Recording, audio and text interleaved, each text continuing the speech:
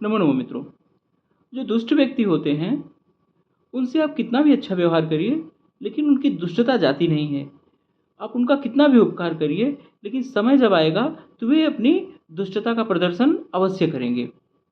संस्कृत में एक सुभाषित आता है कि यह स्वभावो हि यस्यास्ति सः नित्यं दुरतिक्रम स्वा यदि क्रियते राजा सः किम न स्नाति उपानः।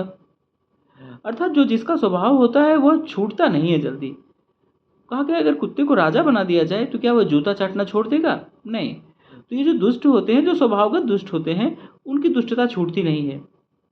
ऐसी एक कथा आती है, बोध कथा आती है, एक हंस और एक कौवे की। राजहंस जो मानसरोवर में रहते हैं, वे यात्रा पर निकले हुए थे। तो मार्ग में वे थक जाते हैं तो एक बट वृक्ष पर आसरा लेते हैं। उस बट वृक्ष पर एक कौवा रहता था। वह बड़ा घमंडी, शरारती, दुष्ट प्रकृति का था कौवा। उसने देखा कि ये अजीब पक्षी मेरे इस वट वृक्ष पर आकर के, जहाँ पर अकेला मेरा साम्राज्य है, यहाँ आकर के कैसे बैठ गया। वह ऊपर चोटी पर बैठा हुआ था और पूछता है, तू कौन है, क्यों आया है, कहाँ से आया है और यहाँ कैसे आकर के बैठ गया। हंस शांत थे, कुछ नहीं बोले, बेचारे थके हुए थे। वो दो तीन डाली और नीचे आता है, फिर से वही प्रश्न करता है, तू कौन है, कहाँ से आया, क्या उड़ना नहीं जानता क्या, बड़े बड़े डैने लेकर के तो बैठा है, इतना बड़ा पक्षी लग रहा है तो उड़ बैठा क्यों है। फिर नहीं बोला। फिर नीचे आता है। इतने में जो नौजवान हंस होता है उसे थोड़ा गुस्सा आता है। वो सोचता है इसको एक सबक सिखाया ही जाए, लेकिन बूढ़े ने उसको धैर्य धारण करने के लिए सिखाया। उन्होंने कहा कि यह बदतमीज लग रहा है स्वभाव से ही, इसे इतना नहीं ज्ञात है कि आतिथ्य किस तरह से किया जाता है। हम लोग यहाँ शांति के पूर्वक बैठे हुए हैं और थोड़ा सुस्ता कर चले जाएंगे, लेकिन इसे इससे रहा नहीं जा रहा है। कौवा इतना शरारती था, कौवे ने इधर उधर देखा और उसके बाद उन हंसों के ऊपर बीट कर दिया। अब उस जो नौजवान हंस था उससे रहा नहीं गया। नौजवान हंस उससे बुलाता है, उससे पूछता है कि भाई तुम्हारी क्या प्रॉब्लम है। उसने कहा तुमने इतने बड़े डैने लिए हुए हैं, उड़ना उड़ना जानते हो कि नहीं जानते हो। वो शांत रहा। कहा जानते हो मैं 51 तरीके का की उड़ान उड़ लेता हूँ। कहा अच्छा तो दिखाओ। कहा कि तुम्हें कितने तरह की आती है। कहा मुझे तो सिर्फ एक तरह की आती है।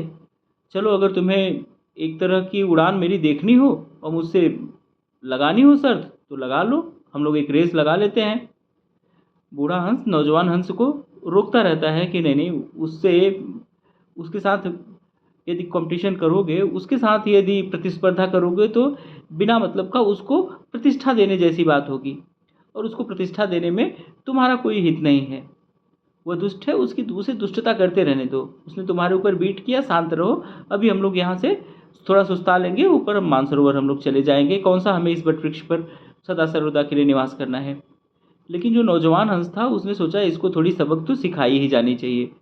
उसने कहा भैया मैं 51 तरीके का उड़ान तो नहीं उड़ पाता, हाँ एक तरीके की उड़ान जरूर उड़ लेता हूँ।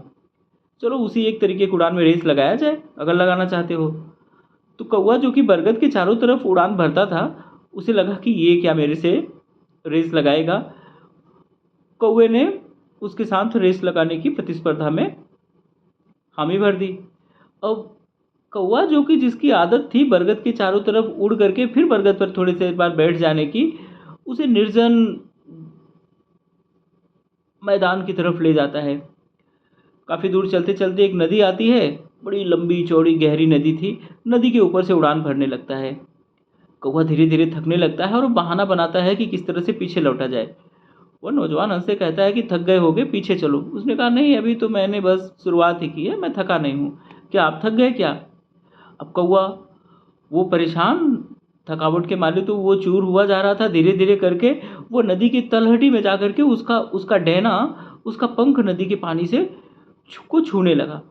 और धीरे धीरे इस तरह से क्या हुआ कि उसका सारा पंख ही नदी के पानी में डूब गया और वह स्वयं डूबने लगा। अब हंस से रहा नहीं गया।